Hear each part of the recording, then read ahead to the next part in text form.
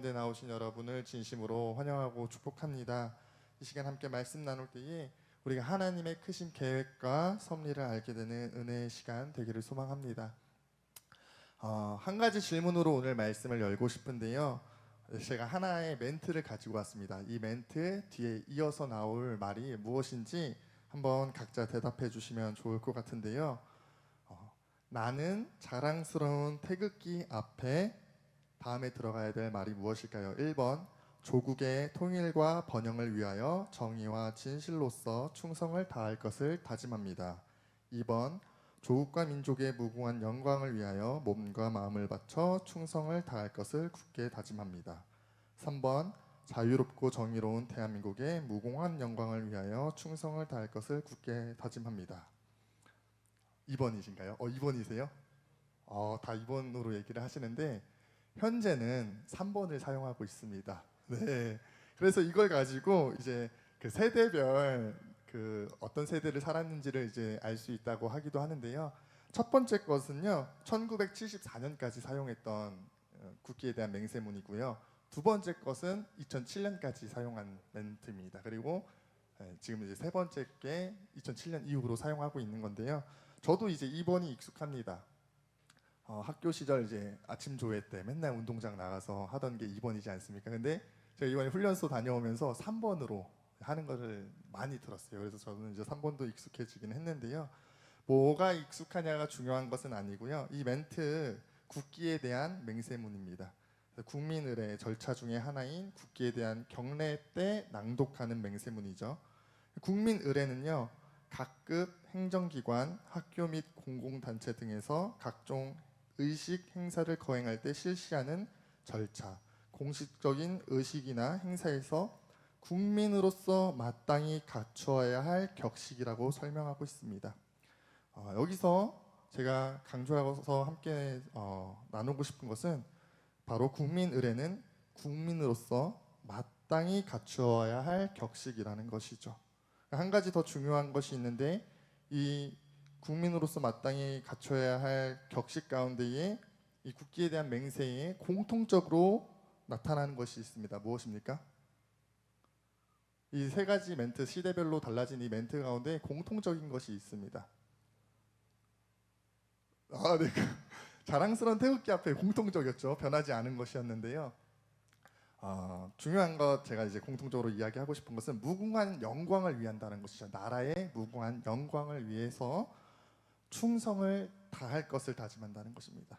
그래서 이 무궁한 영광은 이제 두 번에 걸쳐서 바뀌지 않았고요. 그 다음에 이 충성을 다한다는 것은 그 세 번에 걸쳐서 바뀌지 않고 등장하고 있는 것이죠. 그래서 국민으로서 마땅함은 무엇이냐? 나라의 영광을 위해 충성을 다한다라는 것을 우리는 알 수 있습니다. 국민으로서의 본분, 마땅함이 국가의 영광을 돌리는 것, 국위 선양하는 것, 그 일에 충성을 다하는 것입니다. 실제로 우리가 이것을 그렇게 마땅히 여기면서 살아갑니다. 이런 표현 하잖아요. 왜 뭐 뉴스 같은데 해외에서 뭐 우리나라 사람들 어떻게 했다 저렇게 했다 뜨면은 나라 망신 다 시키네 이런 이야기들을 하고, 또 반대로 해외에서 어떤 국위 선양하는 일들, 스포츠 팀이 좋은 성적을 거뒀거나 아니면은 뭐 영화나 음악이 뭐 빌보드 차트나 어떤 칸이나 아카데미에서 상을 받았다고 할 때니 이것을 대서특필하면서 함께 기뻐하고 그것을 축제로 여기는 부분들이 있죠. 특별히 운동선수들을 보면요, 국가의 영광을 위해 충성을 다하는 것을 볼 수 있습니다. 우리가 잘 아는 손흥민 선수 같은 경우는요, 국가대표의 부름으로 인해서 1년이 안 되는 시간 동안에 무려 지구를 세 바퀴 돌 거리를 비행했다고 해요. 289일 동안 총 13만 7,862km를 비행했다고 합니다. 영국과 한국을 오가면서 독일에서의 어떤 평가전들에 참석하면서 이렇게 비행했다고 하는데요. 이게 매일매일 289일 동안 480여 킬로를 비행한 걸로 이제 나눌 수 있다는 거죠. 그러니까 우리가 부산이 편도가 400km지 않습니까? 그렇죠? 그 거리를 매일 비행기를 타고 다녔다라는 거예요. 운동선수인 것만으로도 힘든데 그런 비행의 피로와 또 시차 등등 얼마나 힘들겠습니까? 그럼에도 불구하고 손흥민 선수는 국가대표 평가전이 끝나면 늘 SNS에 자신을 향한 응원에 대한 감사와 이 일에 자신이 영광됨을 밝혔습니다. 배구 선수 김연경 선수도요, 터키에서 뛰던 당시에 올림픽을 앞두고 국가대표에 소집됐을 때 귀국에서 인터뷰하지 않습니까? 이때 이런 이야기를 했습니다. 기자들이 컨디션이 어떠냐, 피로하지 않냐라는 이야기에 지금은 쉴 때가 아니다라고 답변을 하는 것을 제가 봤는데요. 이들은 힘든 일이 힘듦에도 불구하고 마다하지 않는 것이죠. 감사하고 기뻐합니다. 왜냐하면 그것이 그들로 하여금 국가에 영광되는 일이기 때문입니다. 이바지하는 것이기 때문이죠. 오늘 특별히 세 군데의 말씀을 가지고 와서 하나의 주제로 말씀을 나누고자 하는데요. 처음 읽었던 본문 말씀 보면 이 백성은 내가 나를 위하여 지었나니 나를 찬송하게 하려 함이라. 하나님께서 우리를 창조하실 때에 하나님 백성으로 지으셨음을 말씀하고 계시는 것을 보게 됩니다. 이어서 두 번째 본문 이사야 42장 8절은 나는 여호와이니 이는 내 이름이라. 나는 내 영광을 다른 자에게 내 찬송을 우상에게 주지 아니하리라. 아멘. 이렇게 기록하고 있는 것을 보게 됩니다. 하나님께서는요, 홀로 영광 받으실 분이시며 우리를 하나님을 찬양하는 존재로, 하나님께 영광 돌리는 존재로 지으셨다라는 것을 우리가 보게 됩니다.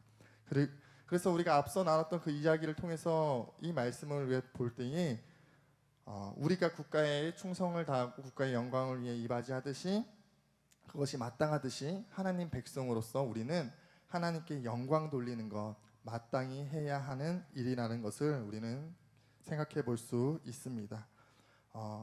그래서 특별히 이 말씀 가운데에 저는 저와 여러분이 하나님께 영광을 돌리되 마땅히 돌려야 하는 존재임을 기억하실 수 있게 되기를 소망합니다. 무슨 말이냐? 우리가 하나님께 영광 돌려야 되는 삶에 대해서 익히 듣고 배우고 알고 있습니다. 그러나 이 사실에 대해서 대하는 우리의 태도가 어떻습니까? 때로는 마음에 부담이 되고 짐이 될 때가 있다라는 것이죠. 그러나 이것이 짐이 아니고 부담이 아니고 마땅한 일임을 우리는 기억해야 한다라는 것입니다. 제가 지난주에 이제 생각에 대해서 함께 말씀을 나눴는데, 그런 생각의 같은 맥락에서, 생각의 차원에서 우리의 생각에 변화가 있어야 한다라는 것이죠. 우리 청년들이랑 이야기하다 보면요, 이런 이야기가 자주 나옵니다. 하나님 왜 사람을 지으셨습니까? 자유의지는 왜 주셨습니까? 자기 멋대로 자기 일을 위해서 살라고 말씀하실 거면은 자유의지 주시지 말지, 또는 하나님 창조하시지 말지, 이런 이야기들을 하는데요. 저도 이제 10대와 20대의 많은 시간들을 이 질문을 가지고 싸웠고 씨름했기 때문에, 하나님 원망했기 때문에 누구보다도 더 잘 공감하고 이해하는 그 질문입니다. 그 가운데 함께 오늘 나누고 싶은 것은, 하나님은 사람을 자신의 영광을 위한 수단으로 지으시지 않으셨다라는 것입니다. 하나님께서는 이기적인 신이 단연코 아니라는 것이죠. 그래서 우리의 인식, 사고 체계가 이제 변화돼야 되는 영역이라는 것을 함께 나누고 싶습니다. 지난주에도 나눴죠. 사단이 계속해서 우리를 속인다고요. 사단은 끊임없이 우리에게 말합니다. 하나님께 영광 돌리는 거 재미없어. 세상에서 재밌는 게 얼마나 많은데 그거 힘든 일이야. 그거 부담스럽잖아. 포기하고 싶지 않니라고 이야기하는데, 그 가운데에 기억해야 한다는 것이죠. 이것이 하나님 백성으로서 마땅한 일이다라는 사실입니다. 대한민국 국민으로서 태어나 나라의 무궁한 영광을 위해 충성을 다할 것을 마땅히 여기듯 다짐하듯 하나님 백성으로 태어났다면 마땅히 해야 하는 일인 것이죠. 제가 지난주에 교회에 오면서 있었던 일입니다. 다들 아시겠지만 이제 우리 허집사님께서 건강이 더 악화되셔서 이제 지난주 주일날 갑작스럽게 입원을 하시게 되시면서 이제 그 저녁 예배 인도하시는 이실로 권사님께서 병원에 모시고 가시면서 갑작스럽게 못 오시게 됐죠. 그래서 제가 주일 아침에 그 사실을 이제 목사님께 들었습니다. 목사님께서 전화하셔서 오늘 권사님, 허집사님 안 좋아지셔서 못 오실 것 같다. 병원 모시고 가셔야 된다라고 이야기를 하셔서 제가 질문했습니다. 그럼 저녁 예배는 어떻게 합니까? 라고 여쭤봤더니 목사님 말씀하시기를 어쩌긴 뭘 어째 네가 해야지라고 말씀을 하시더라고요. 그래서 아침에 그 얘기를 딱 듣는데 제가 솔직한 고백은 스트레스를 좀 받았어요. 왜냐면은 제가 찬양을 잘하는 것도 아니고 음악적인 지식도 없기 때문에 훌륭한 밴드랑 함께하는 거에 대한 부담이 있습니다. 그런데다가 콘티도 준비 안 됐고 한 주간 이제 예배를 위해서 기도 물론 했지만 어떤 특별히 찬양에 대해서 기도하거나 준비한 부분이 없기 때문에 부담이 돼서 부담으로 인한 스트레스가 있었습니다. 제가 이제 교회 오면서도 계속 어떡하지 불안과 그런 어떤 부담 가운데 오는데, 제가 스스로 이제 생각한 게 오늘 말씀 내가 생각에 대한 영역을 나누는데 내가 이렇게 생각해서는 안 되지. 하나님 찬양하는 거 당연하고 마땅한 일인데 내가 왜 부담으로 여기지? 그냥 하자라는 생각으로 이제 제 생각을 고치면서요. 이제 기도하면서 콘티를 준비하면서 교회에 왔던 기억이 있는데, 이처럼 마땅한 일로 그냥 여기면 된다라는 것입니다. 한 가지 더 앞서서 하나님 자신의 영광을 위한 수단으로 사람 지으시지 않았다라고 제가 말씀드렸는데요. 왜 그러냐 하면 하나님께 영광 돌리는 일이 우리에게 영광 되는 일이기 때문입니다. 이것을 하나님의 영광에 우리가 참여한다라고 표현하는데요. 하나님께 영광 돌릴 때 하나님께서 그 영광을 우리에게 나눠주십니다. 함께 하나님의 영광스러움에 참여할 수 있는 은혜를 주신다라는 것이죠. 앞서 손흥민 선수가 국가대표 경기 후 늘 SNS를 통해 감사의 인사와 함께 국가대표로서의 부름이 자신에게 영광된다라고 남긴다라고 이야기했죠. 이와 마찬가지인 것이죠. 국가의 영광을 위해 자신의 체력과 젊음과 많은 것들을 드리는 손흥민 선수는 되려 자신이 이 일을 할 수 있음에 영광이라고 이야기하듯, 우리가 하나님께 영광 돌리는 그 일 역시 우리에게 영광스러운 일임을 기억하실 수 있기를 소망합니다. 우리가 하나님께 영광 돌릴 때 하나님 우리를 영광 가운데에 참여하게 하시고 또 우리에게 그 영광과 더불어 많은 은혜를 베풀어 주십니다. 그래서 바라는 것은 사랑하는 우리 주님께 속한 모든 분들이 이 사실을 기억하며 하나님께 영광 돌리실 수 있게 되기를 소망합니다. 하나님께 영광 돌리는 삶을 살아갈 때에 하나님께서 베풀어 주시는 많은 은혜들이 경험될 수 있기를 소망합니다. 그렇다면 하나님께 영광 돌린다는 것은 무엇일까요? 이에 대해서 복잡하죠. 깊이가 있는 이야기예요. 하나님께 영광 돌린다. 복합적인 부분들이 있지만 짧게 나눠야 되잖아요, 이 시간. 그래서 제가 고민했습니다. 하나님, 그 하나님께 영광 돌리는 거 많은 것으로 설명할 수 있고 1시간, 2시간 동안 토론해도 부족함이 없는 주제인데 무엇을 나눌까요? 이렇게 질문할 때에 두 가지가 떠올랐어요. 그래서 제가 이 두 가지를 가지고 속으로 가지고 있으면서 제 목사님 두 분께 전화를 해가지고 여쭤봤어요. 목사님, 뭐 하나님께 영광 돌리는 거 많은 의미가 있겠지만 딱 이 질문을 들었을 때 딱 한마디로 얘기해 주시려면은 뭘 얘기해 주시겠습니까? 제가 질문을 드렸는데 제가 생각한 두 가지를 각각 하나씩 말씀해 주시더라고요. 그래서 제가 오늘 이거 하나님 나누라고 주시는 건가 보다라는 생각을 했습니다. 그래서 나누면요, 하나님께 영광 돌리는 것 첫 번째 바로 하나님 말씀대로 사는 것입니다. 하나님 말씀대로 살 때에 하나님께서 영광 받으십니다. 말씀을 보면 하나님 끊임없이 우리에게 말씀하시죠. 하지 말아야 될 것과 해야 하는 일을 요청하시며 명령하십니다. 이것을 따르는 것, 하나님께서 하지 말라고 하신 것을 하지 않는 것, 하나님께서 하라고 말씀하시는 걸 하는 것이 하나님께 영광 돌리는 삶이라는 것이죠. 이 부분에 있어서도요, 우리가 앞에서 나눴듯이 어려움일 수 있어요. 부담스러울 수 있어요. 그러나 동일해요. 국가의 영광을 돌리는 것이 마땅하듯이 하나님 말씀대로 사는 것 역시 우리에게 당연한 일이고 마땅한 일이라는 것이죠. 우리가 국민으로서 국가의 영광 돌리는 것 마땅한 것처럼 국민으로서 나라의 법을 지키는 것 마땅합니다. 그렇죠, 여러분? 물론 부당한 법이 때로는 있다고 여겨지는 부분들이 있고 부담스러울 때도 있지만 법을 지켜야 한다는 그 사실에 있어서는 우리가 모두가 동의를 합니다. 저희가 싫어하는 법이 하나 있어요. 지난 정부 때 이제 세워진 법인데 바로 안전속도 5030 정책에 의한 교통법규입니다. 많은 도로가 지금 50km, 30km 제한되지 않나요? 그래서 그게 제가요 되게 싫어하는 법인데 저 그래도 그걸 지킵니다. 왜냐하면 마땅히 해야 하는 일이기 때문인 것이죠. 그래서 이와 마찬가지라는 거예요. 하나님 백성으로 우리가 산다면 하나님 나라의 법은 당연히 지켜야 하는 것이고 우리는 하나님 말씀대로 살아야 한다라는 것이죠. 그래서 오늘 세 번째 본문, 그럼 하나님 말씀 우리에게 무엇을 말씀하고 계시는가? 이것이 이제 함께 나누 하나님께 영광 돌리는 두 번째랑 연결되기 때문에 함께 나누려고 하는데요. 하나님께서 우리에게 말씀하십니다. 하나님께서 안식일을 지키라고 우리에게 말씀하시는 것을 보게 되죠. 그렇게 우리는 안식일을 지키라는 하나님의 명령을 기억해야 합니다.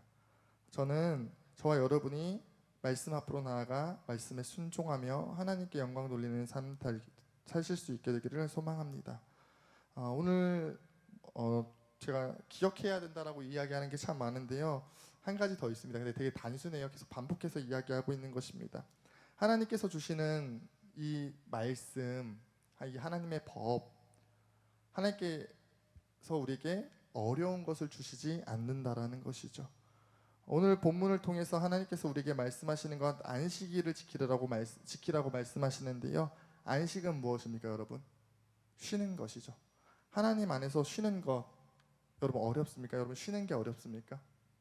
어렵지 않다라는 것이죠. 하나님께서는요 우리에게 어려운 일을 주시지 않는다라는 거예요. 하나님께서는 우리를 위해 사람을 위해 안식일을 주셨습니다. 예수님께서도요 안식일에 이삭을 베어 먹는 제자들을 향한 바리새인의 지적 가운데에 사람을 위해 안식일이 있음을 말씀하셨습니다. 그렇게 하나님의 법을 지키는 것 어렵지 않다라는 것이죠. 하나님은 우리에게 유익을 주시기 위해 순종하라고 말씀하시고 법들을 주셨습니다. 심지어 하나님께서는요 이 쉼에 대해서도요 방법을 친절하게 알려주십니다. 우리가 어떻게 쉬어야 될지 모를까봐 하나님 친절하시게 방법을 알려주시는데요. 오늘 세 번째 본문 신명기 5장 15절 말씀 가운데 기록합니다. 너는 기억하라. 내가 애굽 땅에서 종이 되었더니 내 하나님 여호와가 강한 손과 편팔로 거기서 너를 인도하여 내었나니 그러므로 내 하나님 여호와가 내게 명령하여 안식일을 지키라 하느니라. 아멘. 말씀을 보면 쉼에 대한 특별한 방법이 있습니다. 바로 안식일을 지킴으로 하나님을 기억함으로 쉬라고 말씀하고 계십니다. 이스라엘 백성들이 애굽에서 종노릇할 때 그 가운데 구원하신 하나님을 기억하라고 말씀하고 계십니다. 그래서 안식하되 집에서 놀면서 아무렇게나 쉬는 것이 아니라 즐거움을 찾아 떠나는 것이 아니라 안식일을 지키며 구원의 하나님을 기억하라고 말씀하시고 계시며 그것이 곧 우리에게 안식 쉼이 된다라고 말씀하시는 것입니다. 하나님 우리의 삶의 구원자이시며 주인 되심을 고백받기 원하십니다. 안식일 가운데에 예배함으로 하나님 기억하라고 말씀하고 계시는 것이죠. 여기서 우리가 하나님께 영광 돌리는 두 번째 방법이 나오는데 바로 하나님 예배하는 것입니다. 하나님께서 우리를 하나님께 영광 돌리는 자로 우리를 부르셨습니다. 영광 돌리는 것 하나님 예배하는 것입니다. 그런데 놀라운 것은 이것이 하나님께 영광 돌리는 것과 동시에 우리에게 쉼이 된다라는 사실인 것이죠. 여러분 놀랍지 않나요? 하나님께 영광 돌리면서 동시에 우리가 쉴 수 있다라는 것 얼마나 큰 은혜입니까? 하나님 예배할 때 하나님께 영광 돌릴 때 하나님의 구원의 은혜를 기억할 때 우리에게 쉼이 있다는 사실을 기억하시게 되기를 소망합니다. 예배 가운데 우리에게 평안 충만한 은혜가 주어집니다. 하나님께 예배하며 나아갈 때에 그 구원의 기쁨을 떠올릴 때에 우리에게 감격과 기쁨과 즐거움, 참된 행복이 주어진다라는 사실을 기억하시게 되기를 소망합니다. 마지막으로 한 가지 더 이제 이런 질문이 있을 것 같아서 우리 청년들은 이런 질문을 많이 합니다. 그래서 나누고 말씀 마치려고 하는데요. 우리가 그럼 평소에 하나님 기억하면 되지 왜 안식일을 지키라고 또 말씀하실까요? 우리가 평소에 예배하면 되지 안식일을 구별하여 지키라고 말씀하실까요? 느헤미야 13장을 통해서 우리가 그 사실을 알 수 있는데요. 느헤미야 13장 말씀을 보면 이스라엘 백성들을 향한 개혁의 메시지가 나오고 있습니다. 우리가 이전에 바벨론의 포로가 된 것은 하나님의 명령을 지키지 않았던 것이니 돌이켜 하나님의 명령을 지키자라고 말하는 것이죠. 이 가운데에 돌이켜야 하는 모습으로 안식일을 지키지 않았던 것, 안식일에 장사하던 모습을 느헤미야는 이야기합니다. 느헤미야 13장 15절부터 보면 안식일에 짐 싣고 성전을 향해 가서 음식을 팔고 해가 어두워져서 성전 닫을 때가 되면 성전 밖에서 잠을 자던 모습을 느헤미야는 책망합니다. 이들이 안식일을 범하고 집에 가서 잠도 자지 않으며 일어나자마자 장사할 생각에 가득 차 있었던 모습을 하나님께서는 책망하시며 돌이키라고 말씀하시는 것이죠. 이것이 왜 심판을 야기했고 왜 잘못된 일인가? 이것은 이들의 이 행동에 담긴 그 의미는 그들의 속마음에 무엇이 있었습니까? 하나님을 의지하기보다는 재물을 의지하고 먹고 사는 문제를 의지했던 모습이 그들의 삶 가운데 있었다라는 것입니다. 단순히 그냥 안식일을 지키지 않았던 것이 아니라 안식일을 지키지 않았던 이유는 그들의 삶의 문제가 더 크게 여겨졌고 그것이 우상되었다라는 것이죠. 그래서 우리가 알 수 있는 것, 안식일을 지키는 것 온전히 하나님만 생각하며 예배하며 나아가는 것입니다. 하나님을 신뢰하며 주인 삼는 고백의 행위가 우리 가운데 있어야 한다라는 것이죠. 그냥 교회에 왔다 가는 것이 안식일을 지키는 것이 아니라 이 가운데 하나님을 기억하는 것, 하나님께서 은혜 베풀어 주시는 분, 하나님 홀로 영광 받으실 수 있는 분이라는 사실을 기억하며 예배하는 것이 참된 안식일을 지키는 것, 하나님 예배한다라는 것이죠. 하나님께서는 이것을 우리에게 요청하십니다.